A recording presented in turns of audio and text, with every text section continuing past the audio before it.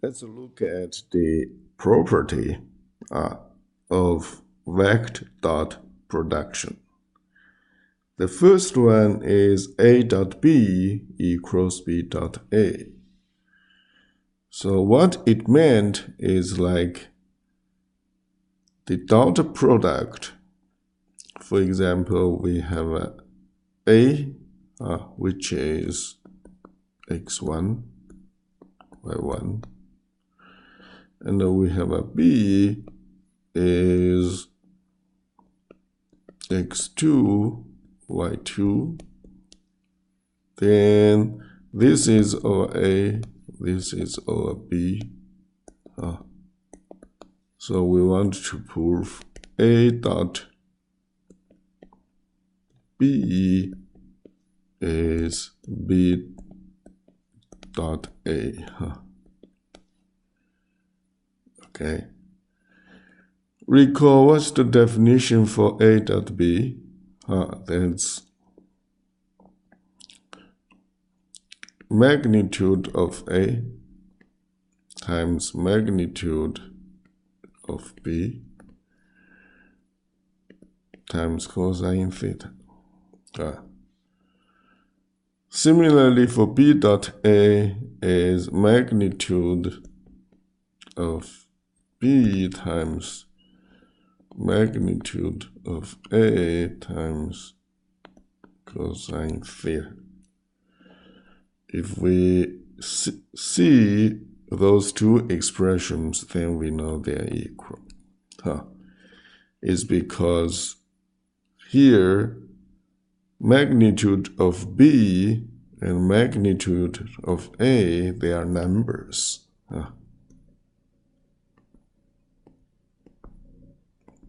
They are numbers here. Okay. What kind of number? Can be 3, can be 4. We know apparently 3 times 4 equals 4 times 3. So that will be the meaning for the dot product. Okay. So it means they commute. It means A dot B is actually equal to B dot A. So it doesn't matter you put which one at the front. Okay. The second one is like lambda A dot B equals lambda times A dot B. If here is our A, then lambda A might be here. It might shrink this vector A. If A is less than 1 and greater than 0. And vector B might be here. Okay. Then the first one says the 2.4, this one then says that we first shrink the vector A to this point, and then we do the dot product of lambda with A. Lambda A, and then we dot B. And it is actually, this angle will not be changed. And the second one is lambda times A dot B. It means we do the product. A dot B first. And then we know A dot B is a number, and then times lambda. Those two will be equal. Okay. Yeah, you can see why. You can see why. Here, there are like situations is that we want to consider the sign of lambda. If lambda is greater than 0, then direction will not be changed. If lambda is less than 0, the direction will be changed. So we will leave this property for readers to prove. So here is the first one I did, and here is the second one I had a hint for you. Now let's look at the third one. The third one is a plus b is still a vector, and then dot c, then it comes to be a number. Dot product eventually do not get a vector.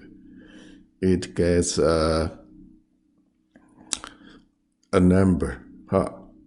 And the a dot c is a number, and then plus b dot c is another number. So this means c can be given to a and b like this. So then what we have will be this dot product is actually has the distributive property because c can be distributed to a and b. Okay?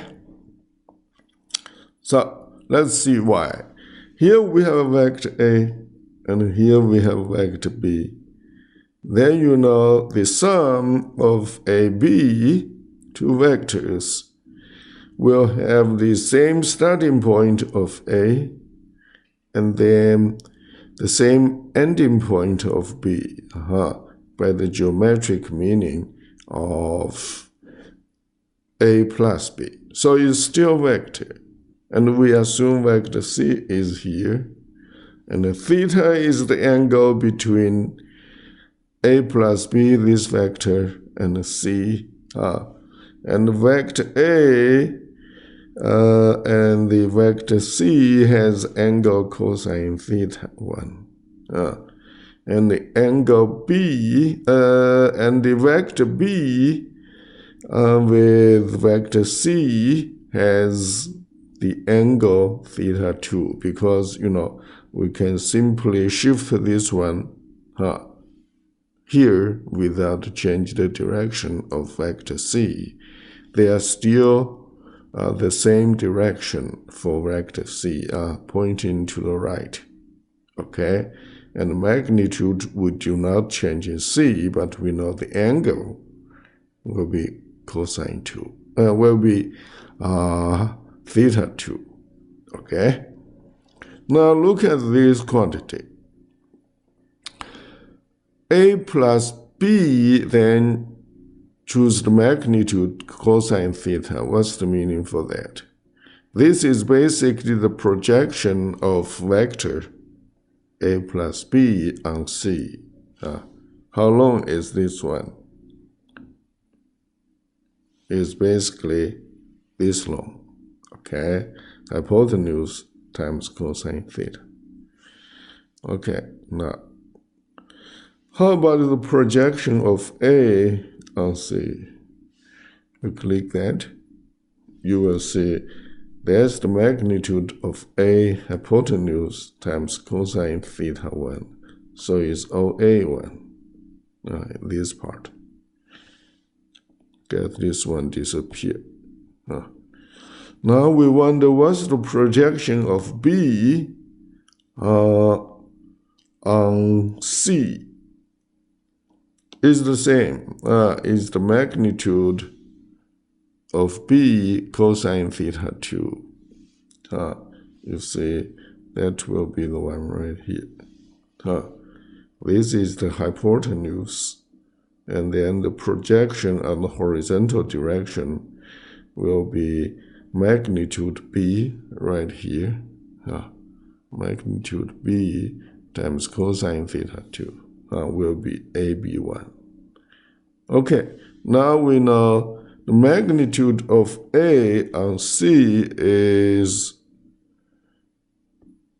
this part, which is absolute value of A, you may say, not really that way, is magnitude of A, or the hypotenuse of OA, okay, and then times cosine theta 1. And then B vector B has the projection, which is this part, A, B1. So those two, this one plus this one, will be equal to OS. So this is true. This is true. Okay. Yeah, because this one stands for OS. And magnitude of A times cosine theta is right here. Is this part. And then magnitude of B times cosine theta 2 is what? Is the one right here. And this part and this length will get OS. So this is true. Then everywhere, 1, 2, 3 places multiplied by magnitude of C, which is a number. So they are still true. Then we know the meaning for the first one is actually A plus B dot C, because A plus B, the magnitude will be A plus B with this symbol. And C magnitude will be in this way. And cosine theta is the angle between vector A plus B and C. Similarly, A magnitude of A times magnitude of C times the angle cosine theta 1 is A dot C. Is A dot C. And so is this case. Okay? Magnitude B times magnitude C times cosine angle in between two vectors BC. And we have that. So this means for the vector multiplication, the distributive property is correct. Okay? Next time we will use those three properties to find something more interesting. Okay? I'll see you next time.